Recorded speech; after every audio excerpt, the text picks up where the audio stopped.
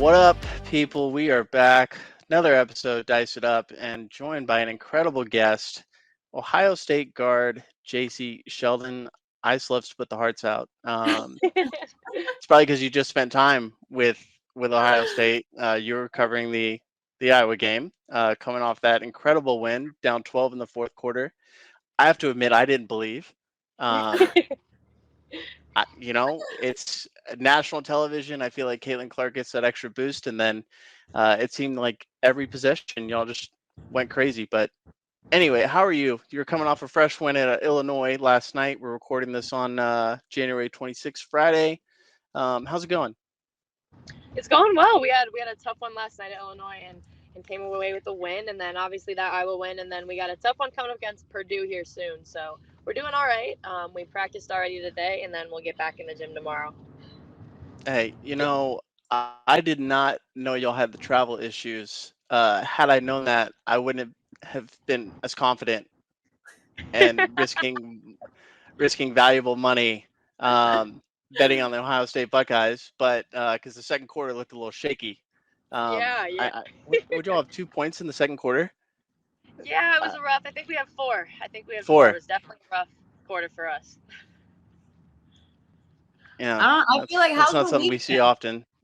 Yeah, how's your week been? It's been a big week. Like, you played in the game in which it had the most viewers since 2010 on any network, women's college basketball, and your team won. Like, how has the week been in terms of the eyeballs and the engagement and just like the level of the team, knowing that like you've got people rocking behind you? Yeah, I think that was a huge accomplishment. I think that's great for women's sports and women's basketball specifically. But that was definitely something that's pretty cool to be a part of. And like you said, to come out on the winning side of it makes it even more special. But we had to kind of switch our focus really quick to that Illinois game. And you mentioned we had some travel troubles too, which didn't really make a difference for us. We still had our same focus, but just trying to transition to something as big as that, but also realize what a great accomplishment that is too, with all those viewers. That's great for women's sports. And she's also recording a podcast with us from a car. You gotta love the dedication that she's putting in right now. About that. No, we appreciate your time. My brother Tell plays us. at OU, so I'm going to watch him. They play Kent tonight, so I'm going to go watch him real quick. What position? He's a 1-2 guard, same as me. Okay. Who's the better shooter? Me. Okay. It's close. He would say him, and I'm going to say me. It's just that kind of thing. We know who to believe, Jacy. We know. I have a question that's a little bit off topic. I worked in Columbus for, I think, 3 months. I would travel back and forth when I was doing the consulting life, and we stayed near Easton, and that's where I discovered, and this has been horrible for the rest of my life, but I discovered Jenny's ice cream. Yeah, my God. But then I talked to people from Ohio, and they're like super team graders. So I got to know, which one is it for you? I'm a huge sweets person. Like, I have a sweets issue, but I like both. Jenny's is honestly probably better ice cream, but their portion size isn't enough for me. So I'm team graders. But they're both great. They're both really good. Oh yeah, I mean, I think Jenny's, at least in New York City, I think it's $14 a pint. Yeah, you'll know the shops there. So I mean, it was bad. We were going almost every night after dinner to the one in Easton, but I had to know. Awesome. I live right next to Graders too. It's within walking distance, so definitely sways my decision. Jeez. Okay, one more off topic of basketball question. We have recorded a pod on the Her Hoop Stats podcast with Coach Brooks. Big fan. He wanted me to make sure that you knew who his favorite football team was. Oh gosh. Actually, I'm rooting for them now, I guess. My Browns are up, so 49ers, I guess. Yeah. I mean, I love the whole Flacco narrative that was happening. That was fun. Sorry it happened to my Houston Texans. We just gotta get that Uh, magical kid that you probably know. You probably met CJ Stroud, right? I assume yeah, at some point. if it had to be anybody, at least it was CJ Stroud. I'll take that. That's a win-win. She's having a year. It is. Just not the outcome we wanted, but we'll take it. Jacy, what's school looking like right now for you? Like what are you studying? What are you focused on? What's that part of your life looking like? The student part of the athlete. Yeah. I got my undergrad in psychology, and then I just finished up my master's last semester in sports management. So I'm a little bit different this semester. I'm working towards a certificate in public management just this last semester while I'm finishing up. But that's what I'm doing right now. I'm in about 3 classes this semester, so kind of a light workload. But yeah, that's where I'm at right now. Congratulations on the master's. It's lit. Thank you. Appreciate it. Yeah, it's got to be an incredible time. Like only 3 classes, get to hoop. I mean, Absolutely. I don't know. I had 1 semester in college with like classes only on Tuesday and Thursday, and those days were horrible. But like, there's nothing better like than having free time while you're in college. You're not a real adult yet, I guess. I don't know. You're not working. You don't have too many Right. responsibilities. Obviously, you're Absolutely. a D1 athlete, but What's been you your mentioned favorite your class?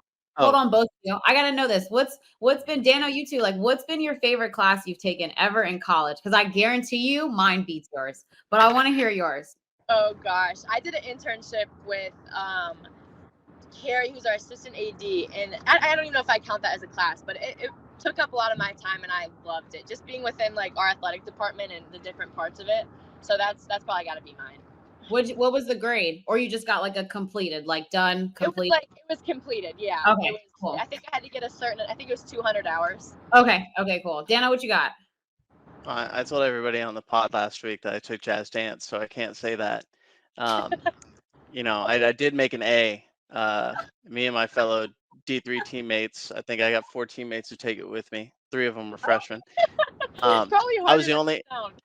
I was the only one who made an A. I mean, we all wanted to drop after the first day. We were terrible, and she made us buy the tights, the jazz shoes. Oh my God. I will provide you with footage of that ice at some point of one of my dances. But Yes, uh, I need to whew, see it. Okay.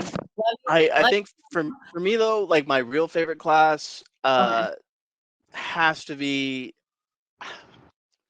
It was like his like religion and agriculture, and we had the sweetest professor who it was like watch movies and go plant a garden. Like I love this woman. Like Dr. Jensen, if you're out there, I love you. You're somewhere near the Austin, Texas area. Just many blessings your way. Okay. Dano, I thought you were way cooler than that. That really showed the nerd in you that you said something about agriculture. But I love gardening too. Clearly I do, plants. I didn't garden that though. Anyway, my favorite class was wine appreciation. I took wine appreciation at Syracuse my senior year. Extra little elective credit every Monday, guys. 6 wine tastings, 3 red, 3 white, little sample of a snack, and a little tipsiness going home. It was great. It was great. And I got a 99. Oh, geez, that's awesome. And her best games were on Monday nights. Hooping. Oh my God, that's hilarious. No, Mondays were our off days before I get Syracuse in trouble. Mondays were our off days. Fair. Jacy, I want to talk about some of your teammates. I mean, you've been there for what, 5 years? This is your 5th year now, right? 5 years. Yeah. Damn. Almost getting ready for a statue time in Columbus. But you've played with a lot of different people. You're missing. We love Taylor. I've talked about her on the pod a few times. Missing a shooter there, but I mean, you all have been able to incorporate transfers pretty well. You got a couple new ones this year, Parks and Celeste Taylor. So can you just talk about the process of gelling with a new teammate and someone that has to play a big role in your team's success for the future? Yeah, Celeste and T they transferred in this year. Ty, I actually knew. We grew up together. We played AAU Really? together. For SMAC in Cleveland. So we already had a prior relationship. Stayed in touch over the years, and then when I heard she was transferring, I was like, you got to come to Ohio State, which has been helpful for us. I think she's that big presence, physical presence down low that the piece we were kind of missing. And it's been cool to see her adapt to our, how fast we play, our style of play, and watching her even last game getting boards and competing. It's been pretty cool. And then Celeste Taylor, obviously coming from Duke, was a huge one for us. I hadn't really had a relationship with her before, so it was cool getting to know her and just kind of hearing about her experience at Texas and Duke. But I think she's, implemented herself really well into our team on both sides of the floor. She's obviously a great defender, fits our style of play really well in our press, and offensively, she's getting things done too. So it's been cool. Both of them kind of fit in right away and just kind of got used to our style of play, which has been cool. But both of us helped them a ton, and we're glad they're at Ohio State.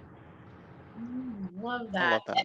In all your 5 years, who's the funniest teammate you've had? Oh gosh, all probably probably Kirsten Bell. She was funny here Really? for a little bit, but she probably takes that one. Why? She's What's got funny a about great Kristen Bell? That's hilarious. I wouldn't have thought that. personality. Cody's got a good personality too. She's pretty funny. I've seen Kirsten at the bars after New York Liberty games sometimes when Vegas is here to play. She looks like a good time. She's very Yeah, magnetic, like a lot of people around her. yeah, Um, she's got a great personality. no, I was gonna ask about Cody, because I want to say someone pulled this stat the other day from CBB Analytics, but she's in like the top 2 percentile in offensive fouls, which it's like, the charge is the worst uh, officiated call in the game. Um, I get very frustrated watching refs all the time. I don't think there's like two that I like, but have you ever taken a charge from Cody in practice and it looks like it's so painful? She's a truck. Yeah, I have not, and I'm not going to. Ricky might be the only one that has. But the thing about Cody is she's so strong that I Yeah. think people are really quick to call that call on her. A lot of times, like you said, it's the wrong call, but she's just so much more powerful and stronger than the person she's going against that she never really gets the benefit of the doubt. But no, I won't be taking any charges on her. Oh yeah, I mean, as a senior, you should never take a charge in practice. Maybe games. Um, you know, got to do what you got to do. But Absolutely. no, there's a funny the funny thing we were talking about with Coach Brooks too was that the North Carolina game winner was sick, um, Mm. especially for every. I mean, that was the start of the day. I think that was the first game of that day. That was second round, right? Y'all beat James Madison, which was a little scary at first. Yes. Yep. Correct. Wait, Yeah. then you take care of North Carolina, shocked everybody because no one thought UConn could go down. That was great. And then who did we play after that? Look at me saying we, just because I knew I had money on these games. Virginia. No, we're not supposed to say that, but you know what I mean. Um, but who'd you? Oh, Virginia Tech. Virginia Tech game. God, I gotta go back and watch that one. That was nuts. Jesus. Well, Big Virginia. Ten's looking strong this year. Big Ten's looking strong this year. We got, I think, latest bracketology says they're going to have the most teams out of anybody. Um, in the Big Ten, where is the toughest place to play, or where do you least like playing? Oh, I would say the hardest place to play is probably Indiana. Um, every time we go there, they pack that place and it gets pretty loud. I enjoy it because I think it's a really cool atmosphere playing there and it's a really nice gym. But probably Indiana and Iowa, just for the same reasons. They make the atmosphere really fun. it's pretty much always a sold out crowd when we go there. I personally like both gyms. I like playing in both those gyms and shooting in them. But as far as toughest place to play, I bet you majority of the Big Ten would say those two places. We got to get Ohio State on that list. We need the rest of the Big Ten scared to go there. You know what I mean? I don't know what happened at Michigan. We won't talk about that this year. Ohio State's. Yeah. Oh yeah. That's all right. Storming the court can be a little dangerous, I guess.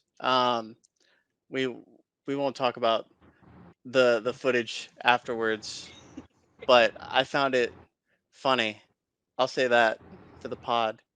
I don't know if you have a comment on that, Jacy. You definitely don't have to say anything.